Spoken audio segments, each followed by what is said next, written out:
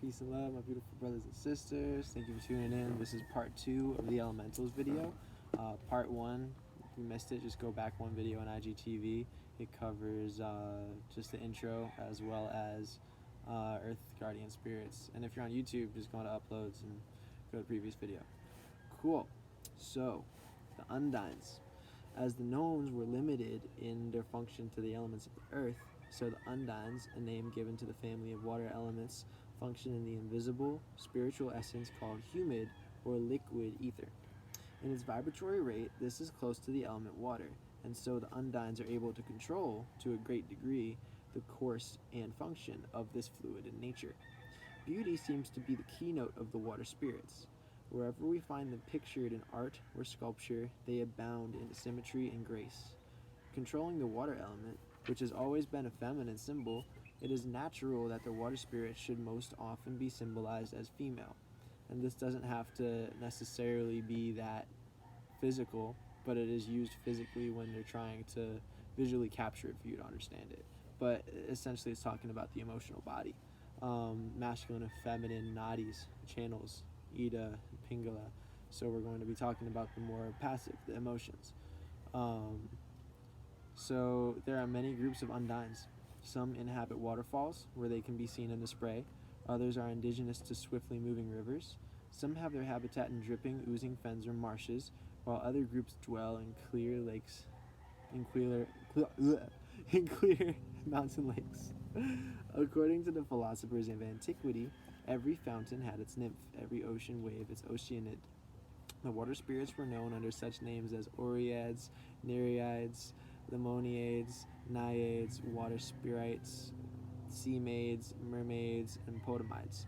Often the water nymphs derived their names from the streams, lakes, or seas in which they dwelt.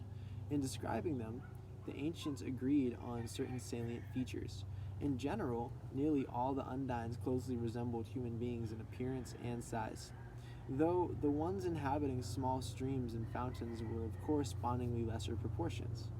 It was believed that these water spirits were occasionally capable of assuming the appearance of normal human beings and occasionally associating with men and women. There are many legends about these spirits and their adoption by the families of fishermen, but in nearly every case the Undines heard the call of the waters and returned to the realm of Neptune, the king of the sea, and this can symbolize us returning to our childlike imaginative nature, growing up very in touch with our emotions, and then eventually trying to live the ways of the world and make our own family or surrender to the ways of the other families in this society, and then eventually hearing the call of our emotional bodies, of our intuition, and surrendering to Neptune, the ruler of Pisces, the ruler of the depths of our water and how deep we can really go, and just letting our inner child be embodied again, right? So in describing them, I just read that one. Practically nothing is known concerning the male Undines. The water spirits did not establish homes in the same way that the gnomes did, but they lived in coral caves under the ocean or among the reeds growing on the banks of rivers or the shores of lakes. Among the Celts, there is a legend to the effect that Ireland was peopled before the coming of its present inhabitants by a strange race of semi-divine creatures, which the coming of the modern Celts, they retired into the marshes and fens, where they remain even to this day. And there's a couple documentaries on Gaia TV where you can see people going out into the marshes and fens and just trying to figure it out, like where are they, like trying to locate them, trying to even catch them on camera, and they do succeed a couple of times, so go check that out. Diminutive Undines lived under lily pads and in little houses of moss sprayed by waterfalls. The Undines worked with the vital essences and liquids in plants, animals, and human beings, and were present in everything containing water. When seen, the Undines generally resembled the goddesses of Greek statuary. They rose from the water draped in mist and could not exist very long apart from it. There are many families of Undines. Even with its peculiar limitations, it is impossible to consider them here in detail. Their ruler, Nexa, they love and honor and serve untiringly. And Nexa, etymologically, we can take back to neck or throat, just expression, just the seat of our expression and creativity, or our ability to listen. This is just like the faucet on and off, in or out, for our emotions and how we communicate them with the world, how we give out and receive. So it's cool if Nexa is the ruler, then it's like, okay, then this is our portal to them.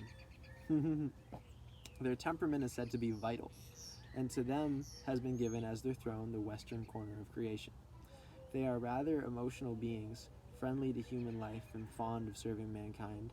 They are sometimes pictured riding on dolphins or other great fish, and seem to have a special love of flowers and plants, which they serve almost as devotedly and intelligently as the gnomes. Ancient poets have said that the songs of the Undines were heard in the west wind, and that their lives were consecrated to the beautifying of the material earth. I love that so much. I love that so much. And it's really cool because I thrive off of moving water, personally. I always have to find myself near like some kind of moving water, and if not, I have to recreate it somehow. And it's really hard. It's really hard.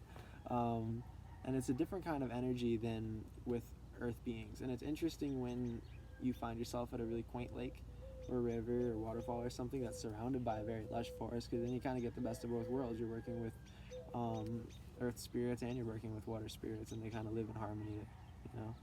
And it's interesting to see them interact, and it's interesting to interact with both of them in the same space. But another way that I'd like to kind of relate water and how it reaches us is through our water system and the quality of our water. You know how in voodoo, if you bribe the spirit, you can kind of get like a kind of negative outcome and taint the spirit's energy, and then it'll be down to do negative things for you. So it's kind of like if we pollute the water spirits start to come through with curses. But if we purify our water and say I love you to our water and pray with our water and set our intentions with our water, and then maybe even find a source of water that never was polluted in the first place, then it's a completely different story. Also, our ability to manifest with water, how interactive it is with our emotions. Dr. Emoto, the way that the water restructures itself, it's really cool to see how beautiful it really is. Like this is our portal to talk to them, and we just have to use our voice. Either it's silence of our voice, or either just like the outward expression of our voice, and that's how we communicate with them. And I love how they just reach through. Yeah, I think that's all I have to say for water spirits. It's very straightforward. We're all very aware of how our emotions kind of dictate ourselves. Connecting with the moon energy. The moon very much ebbs and flows our tides. You know, whether I know some of y'all don't know if the moon exists or not. It's all right. The moon is real, you know, but I'm gonna just put it out there for y'all that whether it is a government psyop or not, that still fucks with the emotions, and connecting to that's gonna give you a much clearer connection to the Undines and your inner waters. So, out there for consideration. The third group of elementals is the Salamanders, or spirits of fire, who live in that attenuated spiritual ether, which is in the invisible fire element of nature. Now, this is what I'm talking about as far as not all reptilian energies being bad.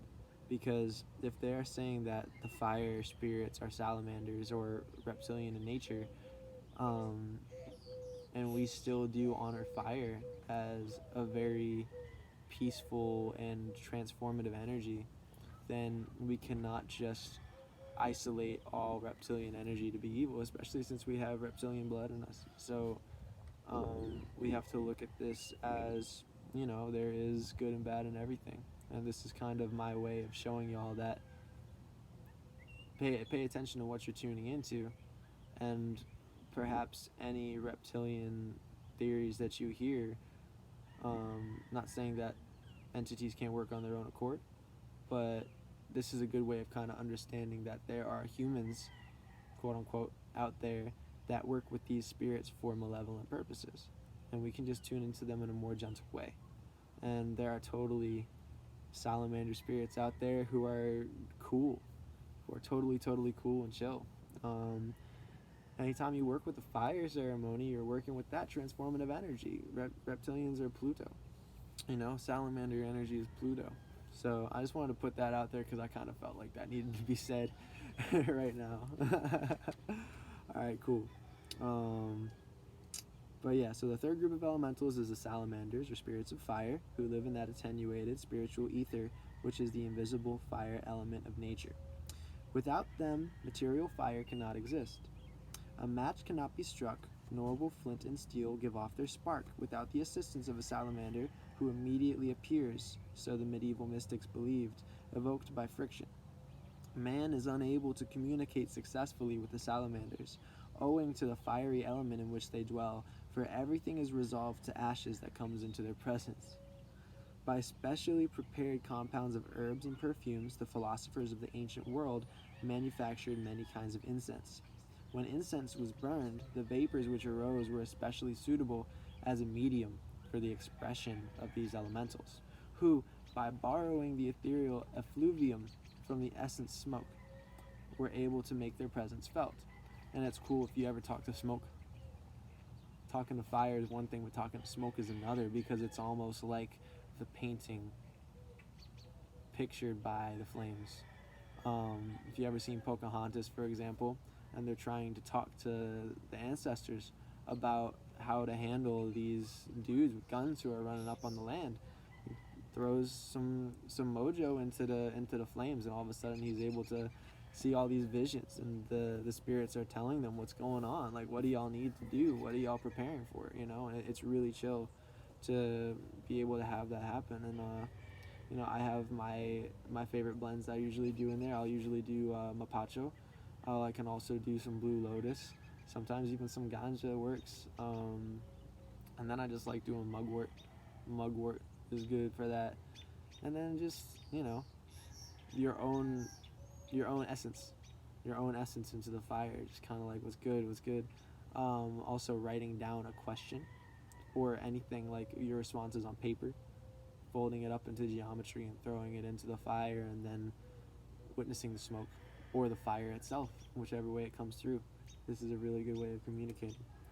The salamanders are as varied in their grouping and arrangement as either the Undines or the gnomes. There are many families of them, differing in appearance, size, and dignity. Sometimes the salamanders were visible as small balls of light. Paracelsus says salamanders have been seen in the shapes of fiery balls, or tongues of fire, running over the fields or peering in houses. Orbs, right? Medieval investigators of the nature spirits were of the opinion that the most common form of salamander was lizard-like in shape, a foot or more in length, and visible as a glowing urodela, twisting and crawling in the midst of the fire.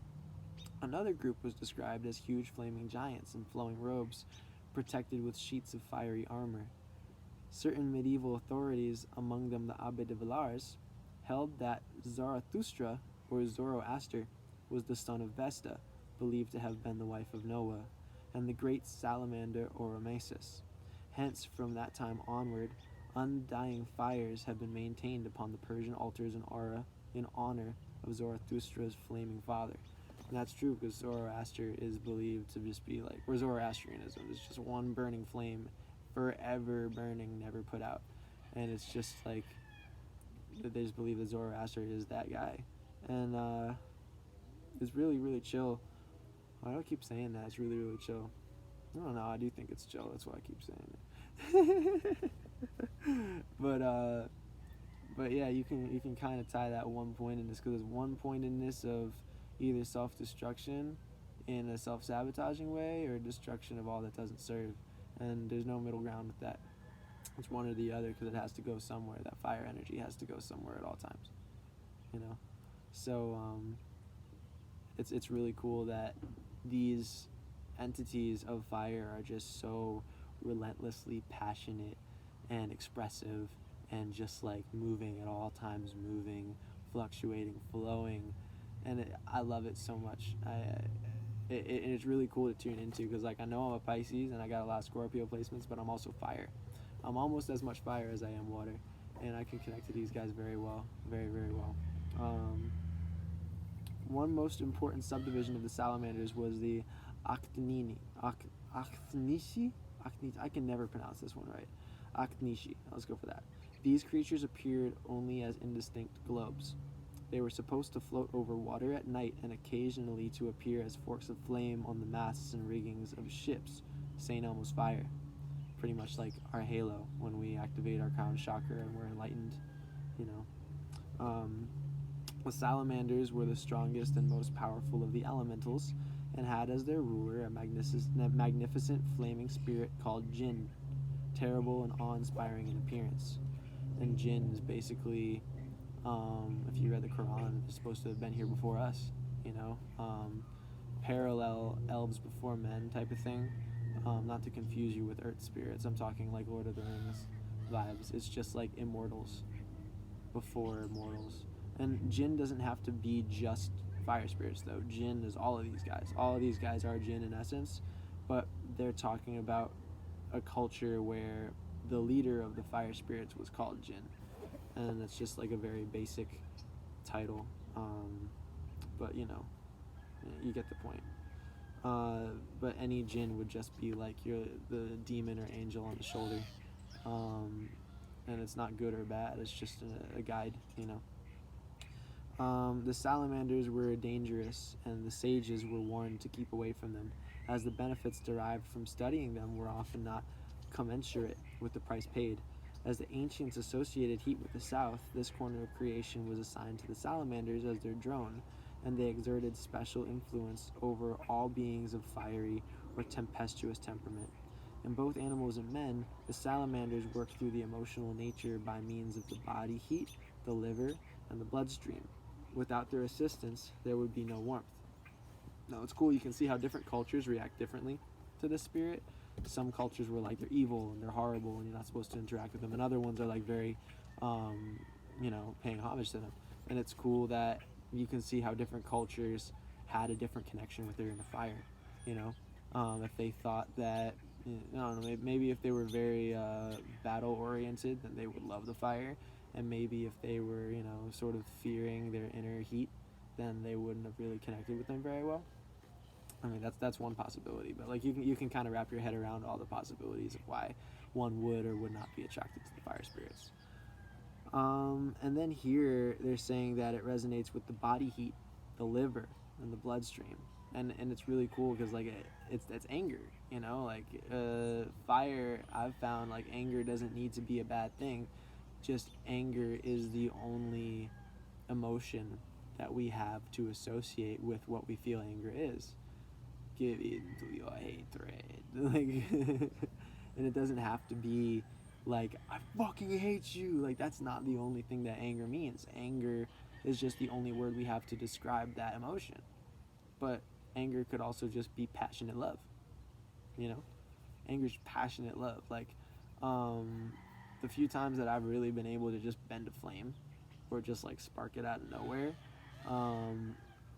again, on hella psychedelics, but mostly just like tuning into anger in a healthy way. And it's hard to explain to people, but it's like that emotion's always flowing. It has to go somewhere, you know. And it's in our Leo. It's in our passion, you know. It's in our relentless, merciless expression of something, and it doesn't have to be hatred. Anger is just unstoppable flow, and it definitely needs to be tamed, though.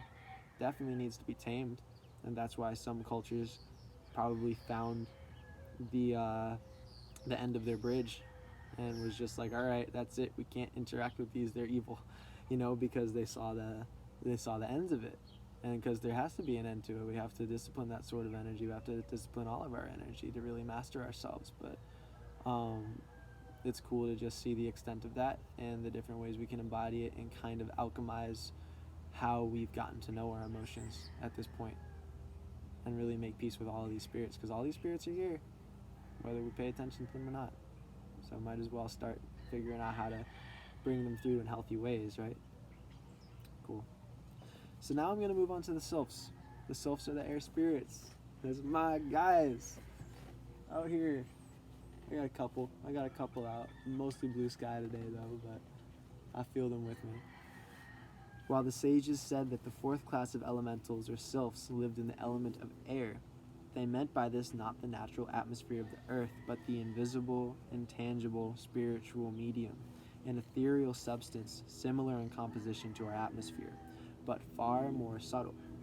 In the last Discourse of Socrates, as preserved by Plato in his Phaedo, the condemned philosopher says, "And upon the earth are animals and men, some in a middle region, others elementals dwelling about the air as we dwell about the sea, others in islands which the air flows round, near the continent, and in a word, the air is used by them as the water and the sea are by us." The air is used by them as the water and sea is by us. That's why I'm saying different densities are different realities for other people. That's why it's harder to see them, but we still can interact with them a little bit. Moreover, the temperament of their seasons is such that they have no disease, and live much longer than we do, and have sight and bearing and smell, and all the other senses in far greater perfection, in the same degree that air is purer than water, or the ether is purer than air. Also, they have temples and sacred places in which the gods really dwell, and they hear their voices and receive their answers, and are conscious of them and hold converse with them, and they see the sun, moon, and stars as they really are, and their other blessedness is of a piece with this. While the Sylphs were believed to live among the clouds and in the surrounding air, their true home was upon the tops of mountains. In his editorial notes to the occult sciences of Salvert, Anthony Todd Thompson says, "The fays and fairies are evidently of the Scandinavian origin, although the name of fairy is supposed to be derived from, or rather is, a modification of the Persian peri." Skip a page. Did I skip a page? No. But yeah. So the fairy is supposed to be derived from, or rather is, a modification of the Persian peri, an imaginary benevolent being, whose province it was to guard men from the maledictions of evil spirits, but with more probability it may be referred to the Gothic Fegur, as the term elves is from Alpha, the general appellation for the whole tribe. If this derivation of the name of fairy be admitted, we may date the commencement of the popular belief in British fairies to the period of the Danish conquest.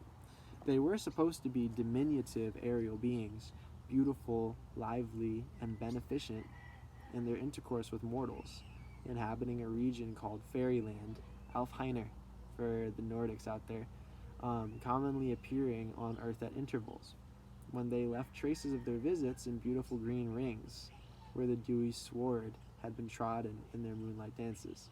Fairy circles. Fairy circles, and you walk in there and you fall asleep apparently for like a long time, sometimes permanently.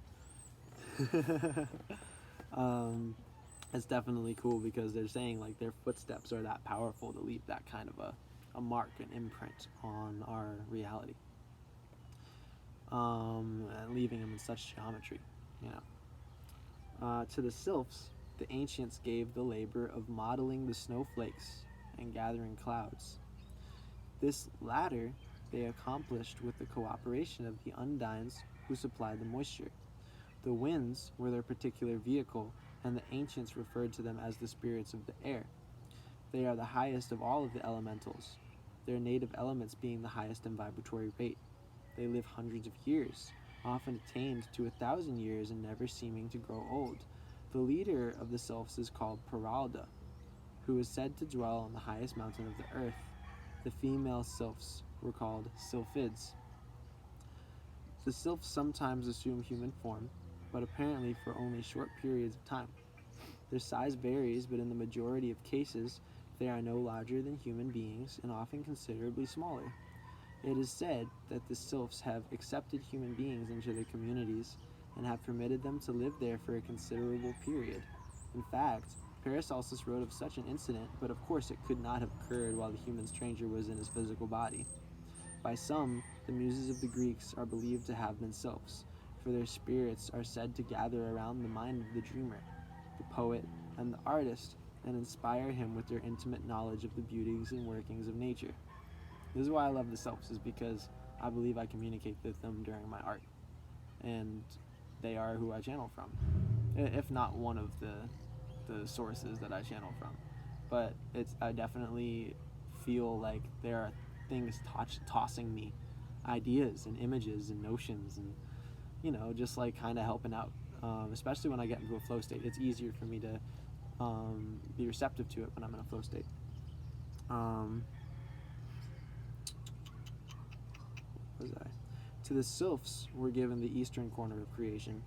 Their temperament is mirthful, changeable, and eccentric. The peculiar qualities common to men of genius are supposedly the result of the cooperation of Sylphids, whatever, whose aid also brings with it the sylphic inconsistency. The Sylphs labor with the gases of the human body and indirectly with the nervous system, where their inconsistency is again apparent. They have no fixed domicile, but wander about from place to place, elemental nomads, invisible but ever-present powers in the intelligent activity of the universe.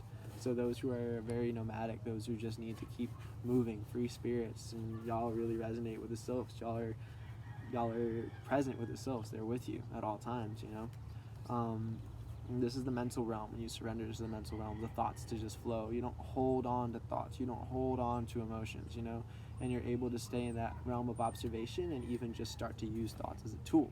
You decide which thoughts stick around, where they go, what their purpose is. If not, kick them out. It's cool because the Sylphs are really like self-mastery, and once you've mastered the self, we're here to play. That's it. No more bullshit. Stop stressing. You mastered yourself. Let's play. Like, that's what the Sylphs are about. That's why I love it. Certain of the ancients, differing with Paracelsus, we're moving on a little bit now from Sylphs. We're going to start bringing it back to some basics, all right? So certain of the ancients, differing with Paracelsus, shared the opinion that the elemental kingdoms were capable of waging war upon one another.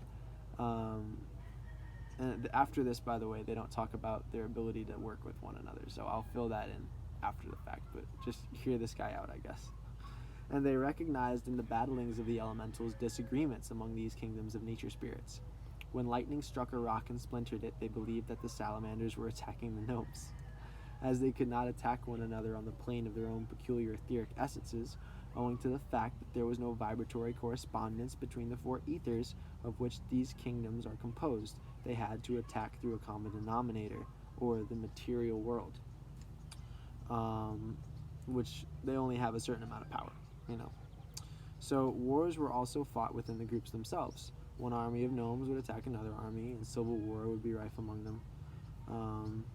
Philosophers of long ago solved the problems of nature's apparent inconsistencies by individualizing and personifying all its forces, crediting them with having temperaments not unlike the human, and then expecting them to exhibit typical human inconsistencies. The four fixed signs of the zodiac were assigned to the four kingdoms of elementals. The gnomes were said to be of the nature of Taurus, the Undines of the nature of Scorpio, the Salamanders exemplified the constitution of Leo, while the Sylphs manipulated the emanations of Aquarius. The Christian Church gathered all the elemental entities together under the title of demon. This is a misnomer with far-reaching consequences, for to the average mind the word demon means an evil thing.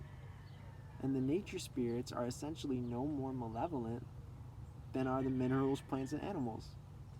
Many of the early church fathers asserted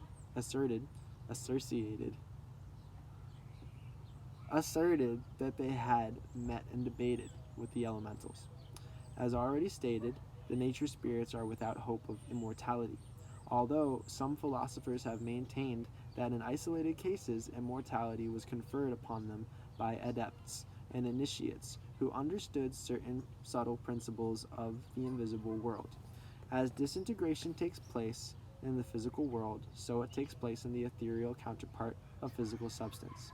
Under normal conditions at death, a nature spirit is merely resolved back into the transparent primary essence from which it was originally individualized.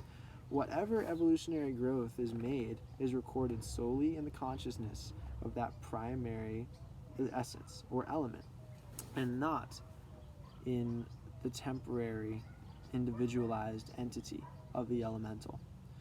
It's like dissolving back into its source code. which we can see as a microcosm of our macrocosmical source code, which in itself is also a microcosm of its macrocosm. You get my drift. Being without man's compound organism and lacking his spiritual and intellectual vehicles, the nature spirits are subhuman in their rational intelligence, but from their functions limited to one element, has resulted a specialized type of intelligence far ahead of man in those lines of research, peculiar to the element in which they exist. The terms incubus and succubus have been applied indiscriminately by the church fathers to elementals. The incubus and succubus, however, are evil and unnatural creations, whereas elementals is a collective term for all the inhabitants of the four elemental essences. Pretty much they're just trying to express, like, don't label these guys. Don't say that, oh, they are elementals, they must be one or the other. Just, like, let them be as they are. Don't title them, don't name them. Choices are relative, pretty much.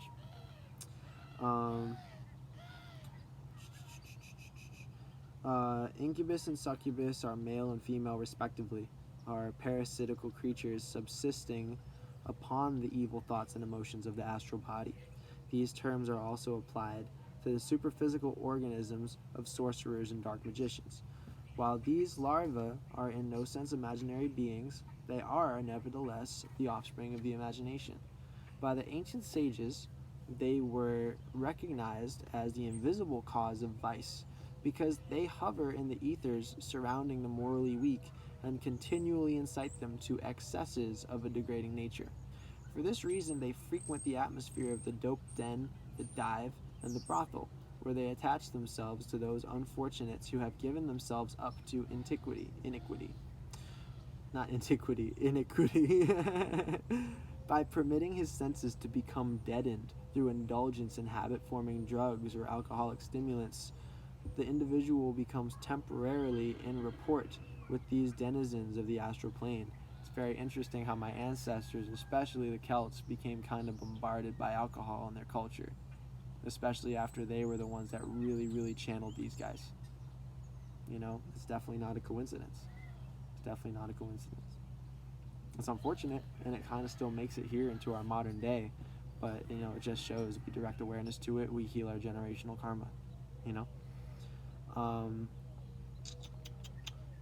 The Horus, the Aurus, seen by the hashish or opium addict, and the lurid monsters which torment the victim of delirium tremens are examples of submundane beings, visible only to those whose evil practices are the magnet for their attraction.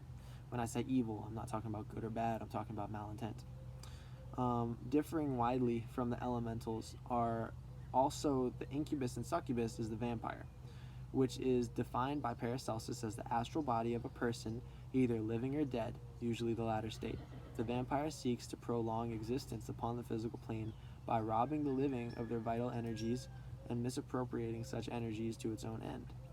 In his De Ente Spirituale, Paracelsus writes thus of these malignant beings: a healthy and pure person cannot become obsessed by them, because such larvae can only act upon men if the later make room for them in their minds.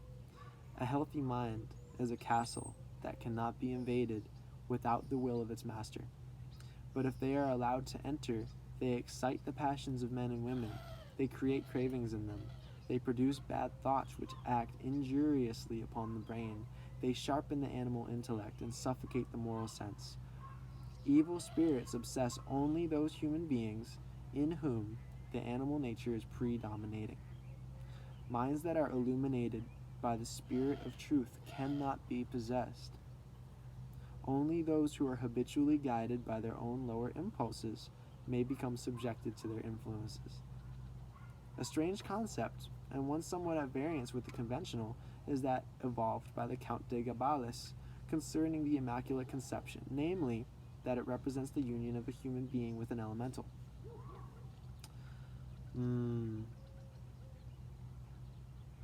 Among the offspring of such unions, he lists Hercules, Achilles, Aeneas, Theseus, Melchizedek, the divine Plato, Apollonius of Tyana, Merlin, the magician. I would go forth to say Horus. I would go forth to say Anubis, you know, all that kind of shit. Thor, son of Odin, Loki, things like that. You know, like, think about this like demigods. Now, I finished on that note because I thought it was important to kind of balance it out. Like, we have a lot of benevolent beings, and then we have the twin. We have the magus, or the altar, you know. And it's important to have that awareness for both, because these are frequencies. These are frequency manipulation, and 5G ain't anything new. Before that, it was natural.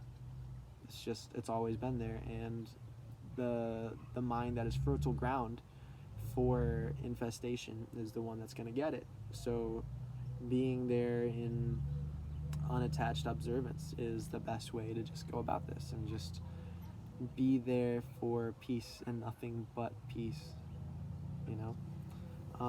Vampiric energy can't get in, and I'm really glad I got to finish it on this note, because why would these elementals come around us?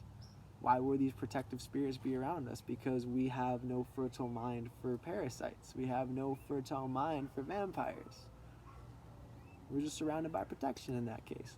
Or we can call in the protection and decide to affirm it in our journals and in our ritual work every single day. We're like, I'm protected, I'm protected, I'm surrounded by the spiritual entities that I want to be surrounded by. I'm one with the earth, I'm one with nature. I unite the elements. I project peace into the elemental realm so that there are no more wars, so that no entities can use elementals against each other or use them for themselves, you know. Like, that's our work. That's our work. And we can use it to work on ourselves, not in selfish words, but just out of reverence for the spirit that is around us at all times, without ignoring it, you know, because ultimately there are elementals out there that want to assist us. And without being selfish, we're like, okay, I'll give reverence to you and, you know, assist you in knowing that you're not forgotten in this world of ignorance and arrogance, and I'll assist you. Like you assist me, like, in response, and they'll be glad to assist. You probably won't even have to ask. You'll just feel this presence. Feel this presence. When I first became aware of Sylphs specifically, it was when I started making Organite, and I was reading about Ken Adachi's forum when he was talking about sucker punches, and it's just like, what are Sylphs? Like, they're gonna be little wispy clouds. Like, the really thick heat blanket sheet that's caused by geoengineering will disappear once the chembusters have been active for long enough. Blue sky, then all of a sudden you'll notice these cool shaped wispy clouds that, like, feel so different. And it kind of gives you a fluttery feeling when you see them, because it's like they're protective spirits and they like the energy, so they come through. And the same thing, if you don't even have Organite and all you're doing is just sitting out there doing breath work. Let's say you don't have any healing tools. You're just sitting out there doing breath work, doing Qigong. You're clearing the sky by yourself. You're planting the seeds, and all of a sudden, Sylphs show up there too. Like, it just happens. It's just a natural occurrence, and you can observe it over the course of days, weeks, months, years. It's always the exact same pattern of occurrence. The thick clouds disappear, there's blue sky, and then there's these cool, gentle, wispy clouds. It's like the quality of the air changes.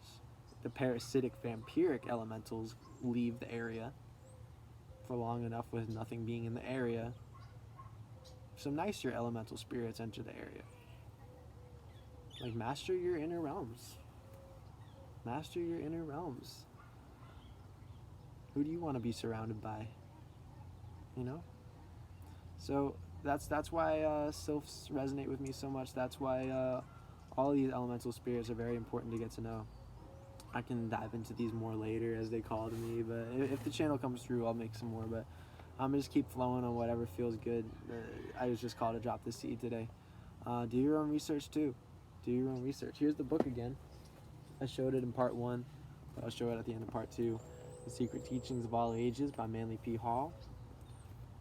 Really good info. Like I said, I appreciate anyone who drops the information, whether they're indoctrinated or not. Like, I don't care about the source, just it's the info, you know. Extracting awareness. Coming back to oneness and unity. So I appreciate you all for tuning in. Thank you so much. Pay reverence to nature. Go put your bare feet in the dirt. What are you still doing watching this video? Go take off your shoes and go do your little Tai Chi thing, man. Fucking Fucking elves. Fucking fairies. Get out of here. Love y'all. Bye.